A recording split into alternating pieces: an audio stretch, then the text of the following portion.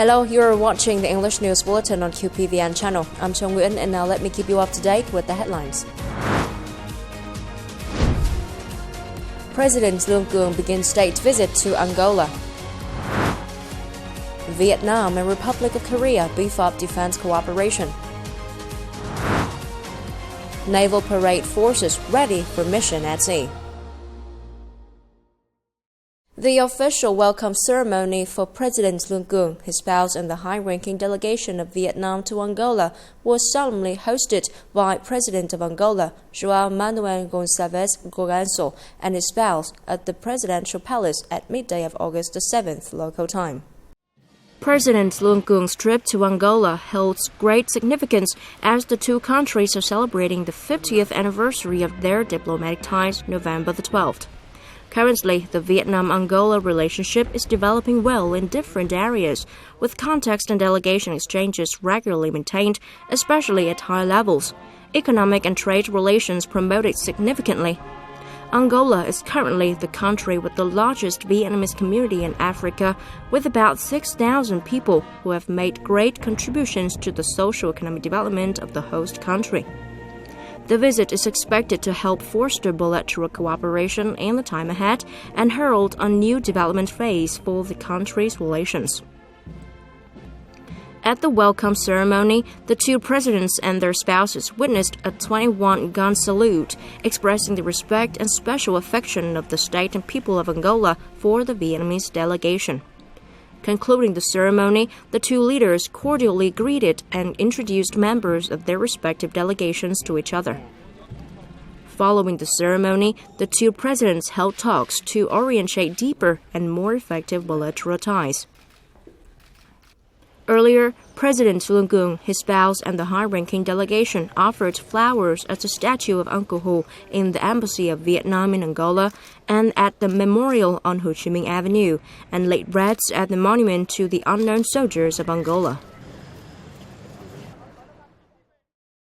A delegation of the Politburo and the Secretariat, led by General Trịnh Văn Quyết, chairman of the General Political Department of the Vietnam People's Army, attended the Party Congress of Nguyên Bình Commune in Cao Bằng Province on August the 7th. Nguyên Bình is a land recalling important revolutionary events that closely tied to many pioneering leaders of the party. It is a region rich in patriotic tradition, where the ethnic communities have shown unwavering courage, resilience, and loyalty to the party.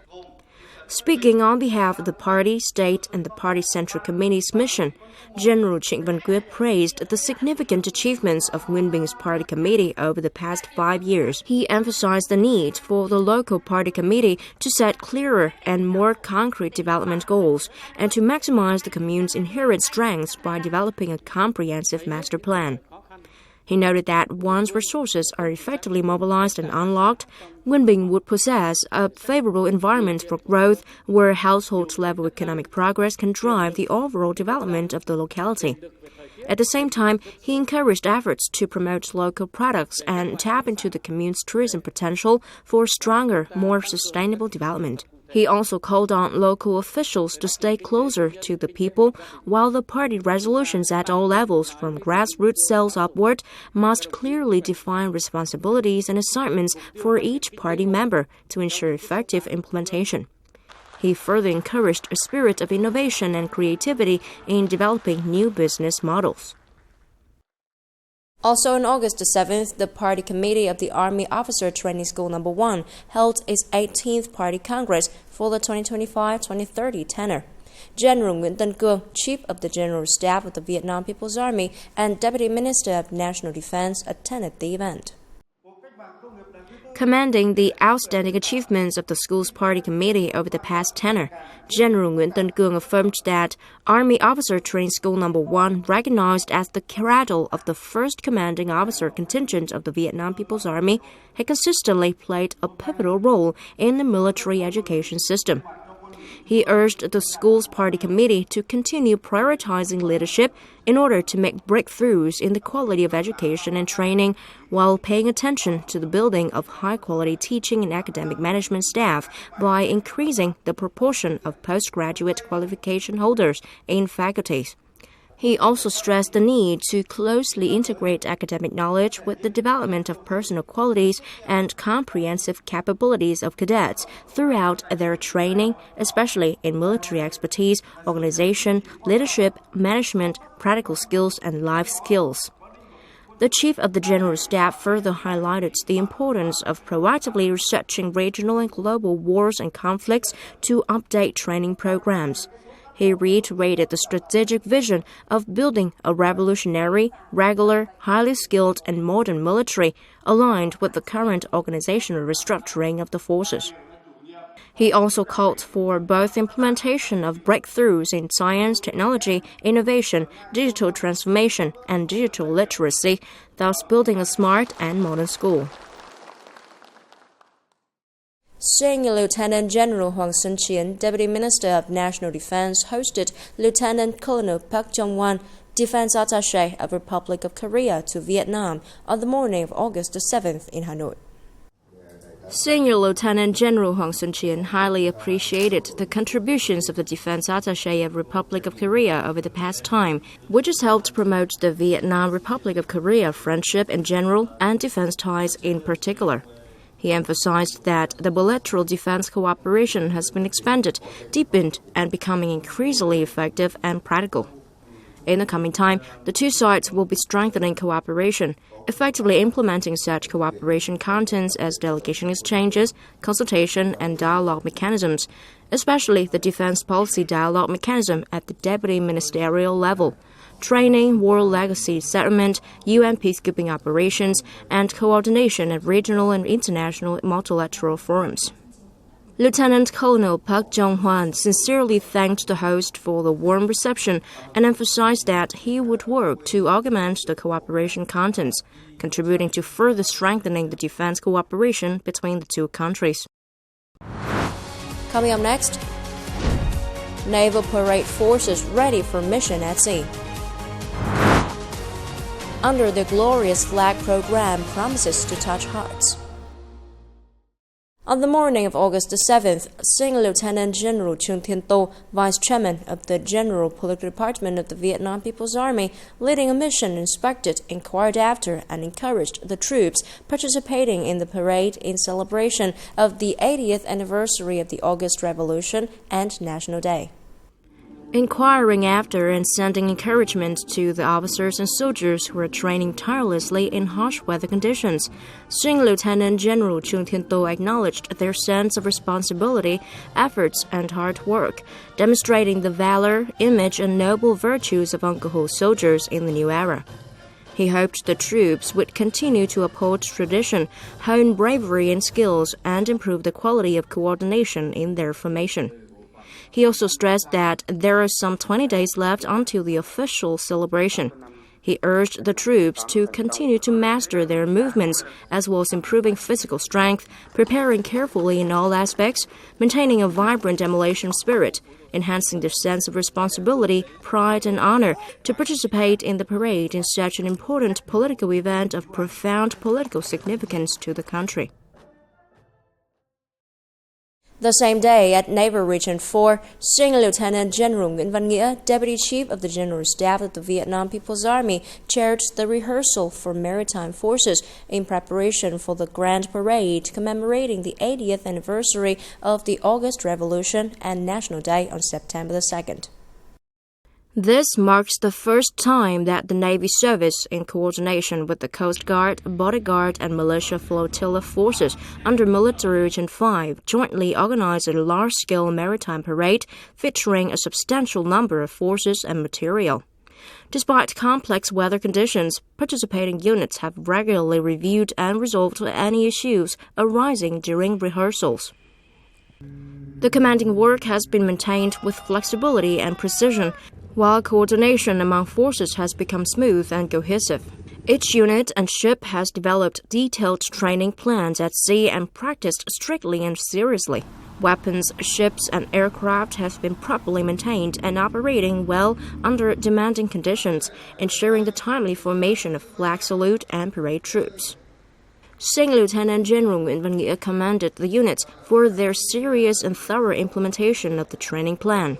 He urged the Navy service to continue instructing the development and refinement of the parade formation plan, ensuring uniformity, professionalism, and absolute safety. He emphasized the need to closely monitor and accurately forecast weather conditions, maintain tight coordination among ships, strictly follow orders from command ships. Units commanders were asked to instill a strong sense of responsibility and determination among every officer and soldier to best fulfill their assigned task, contributing to the success of this solemn and meaningful national event. The political arts program themed Under the Glorious Flag is set to be on air on the evening of August 9th. More than just a performance, this program tells a powerful and emotional story through modern visual language about patriotism, the yearning for peace, and the enduring spirit of the Vietnamese people that has shaped the history of both building and defending the country. Meticulously staged, the program connects 3 locations representing the North Central region and South of Vietnam, namely Hanoi, Hue, and Ho Chi Minh City.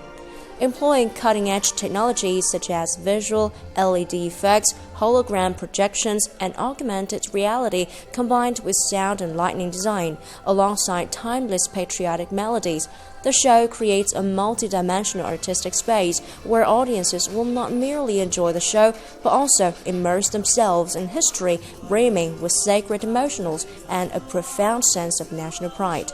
A special highlight of the program is the vivid and moving portrayal of Uncle Ho's soldiers, a noble symbol of Vietnam's national values, embodying the spirit of protection, patriotism, loyalty, selflessness, devotion, and readiness to sacrifice for the people.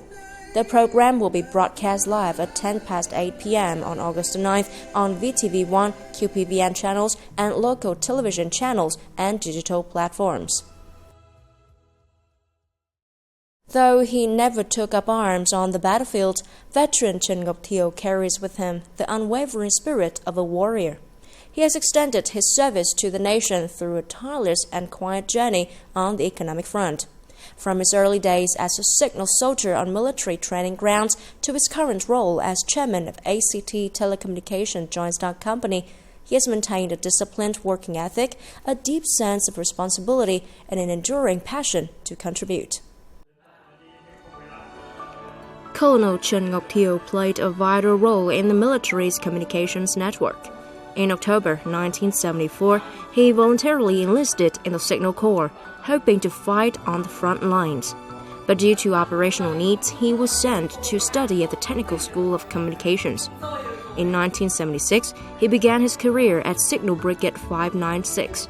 From a frontline technician to deputy director of VIET Southern Regional Center, he carried out every assignment with unwavering dedication and excellence. As a soldier and also a businessman, our lives have truly been full of hardships and challenges, demanding a great deal from us. Throughout that entire journey, I believe it has required us to have courage and determination to overcome every obstacle and fulfill our responsibilities to the best of our ability. From soldier to businessman, Trần Ngọc Thiều has maintained a disciplined, responsible, and consistent working style. He not only applies his military experience effectively in business management, but also builds a workplace where every employee feels a sense of unity and shared purpose. In running the company, I feel that Chairman Trần Ngọc Thiều is a leader who carries the spirit of a soldier, instilling in us discipline and values upheld by servicemen. I truly feel that our current workplace is shaped by his personal experiences and leadership, encouraging us to overcome challenges and stay united like a combat unit.